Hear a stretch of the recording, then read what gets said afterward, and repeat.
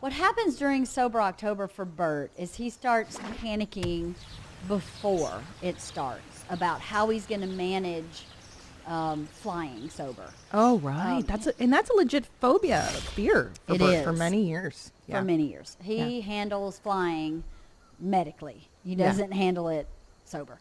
So he starts freaking out. Like he started freaking out about his flights last week before anything happened. He's like, how am I going to fly sober for the month of October? And I keep saying, well, you've done it for 2 Octobers in a row.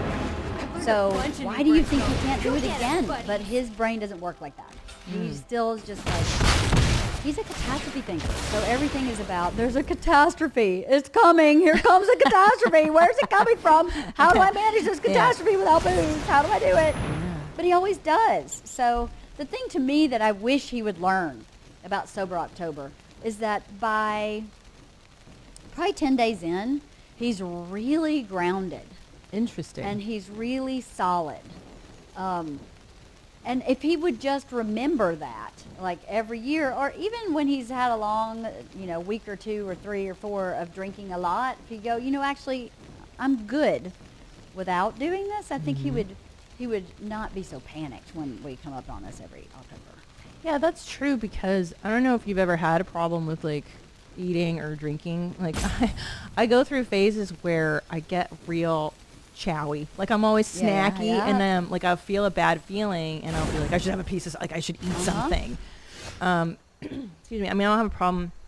I'm not an alcoholic or whatever, but I do, and I'll start to be like, I gotta have my drink at the end of the day. And just that thought of like, I have to do that thing to feel calm inside really bothers me. Because when I stop doing that behavior and you calm the fuck down and you just get centered again, you're like, oh yeah, I don't really need that compulsive thing to feel calm and capable, because that is kind of what that is, isn't it? Like, I'm not capable on my own to handle this. I got to do something external. Right. Yeah. It's a type of a coping mechanism. Right. Exactly. It's a learned coping mechanism. So you can learn to cope in a different way, but it's hard to realize that, taking a deep breath. Oh, I hate taking deep breaths. Can do the same thing as drinking a glass of wine. No. It can. It can. No, I know, you're right. But it sucks, but it can. Sucks, yeah. So what does he do during the month of October when he's flying? He just white knuckles it. Yeah. He doesn't have any coping strategies? No, he won't. I've tried to help him with that. To say, why don't you go see somebody who can tell you how, give you some tools, and he's not interested in that. I think he really believes that part of his brain is tied to his comedy, to how he writes. Yeah, oh right, sure, I see that. So he doesn't want to mess with it. So I kind of get it. But at the same time, I go, I don't think deep breathing is really going to mess with your comedy. No, I think that's the fear a lot of comedians have, is that if I fix me, then I won't be funny anymore. Right. And here's the good news, is that that messed up part of your brain, that fundamental wiring that the wires are crossed at, you're always going to have that. Yeah, it's yours. It's your, You're welcome. That's you always have that trauma or that whatever stuff. Yeah. You're just learning how to like bypass it in therapy or whatever. Yeah. Yeah, when you need to. Yeah. So rest assured, you'll always be a little screwy. They ain't no fixing that boy. No. Sure. No. Hypnotherapy, I've tried that. I've quit smoking with that. He's not into any of that. It. No. Okay. I mean, he goes to see a therapist from time to time, but he always comes away thinking he knows more than that guy does. Oh. He always. Oh, I know where he does. Oh, yeah, he doesn't know what he's talking about. And I'm like, then why do you keep going back to talk to him? Hilarious. So, whatever. But the Sober October for me at my house is a lot of mental, emotional shoring up, right? Like the first few days he's really detoxing. And I say, you're detoxing, so you need to know that your thoughts are not accurate. Like, everything that's going on in your brain is not based on, like, accurate things that are happening in life. Right. You need to just, like, muscle through these first 5 days. And then he's also not a really healthy eater. So he's not someone who goes, I'm just going to transition to protein and vegetables. He stops eating. Oh. So that's not healthy either, because then your brain's not, your brain needs to function. So then his emotional inner life is really screwed up because he's starving. Yeah. Well, he mentioned he has a fatty liver. He does on have a the fatty podcast with Joe yesterday. liver. You can barely get a belt around that thing. Have you seen Right. it? I've not heard of a fatty liver No? before. I just never heard of it. But he said that the weight loss, he must lose weight now. Yeah. That it's food related and diet, and that he's going pasta free. What's that? What's that mean? I think it may be booze related. I mean, just call me crazy.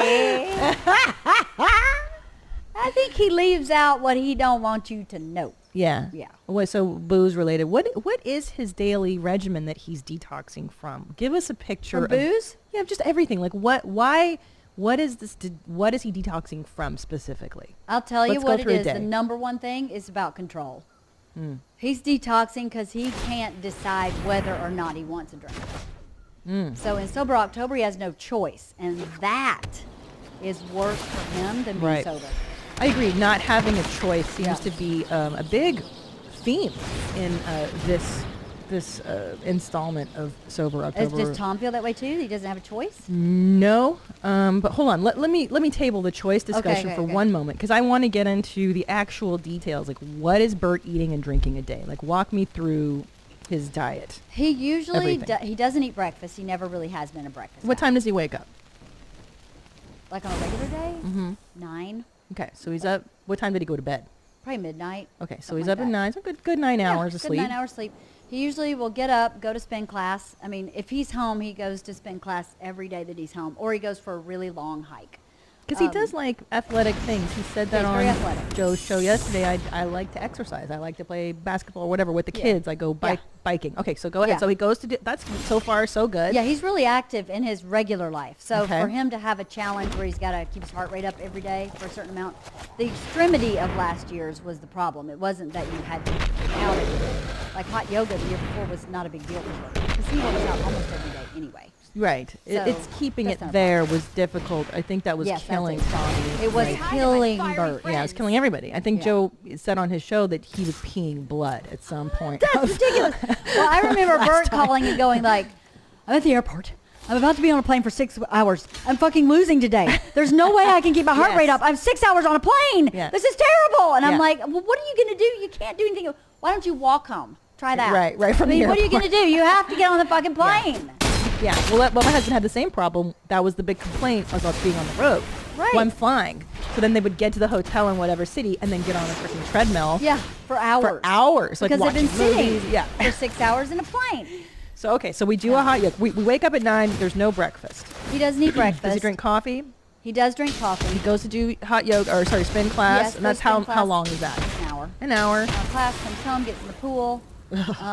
Get Chlorine's off. it's a dip. He's unreal. Okay, and Just then dips. throws a towel on the grass. Towel on the grass. Yep. After he threw the 2 towels from spin class in the floor in my dining room, living room. Sure. Wherever he feels fit to drop, as well as all of his wet clothes from spin class, which are gross.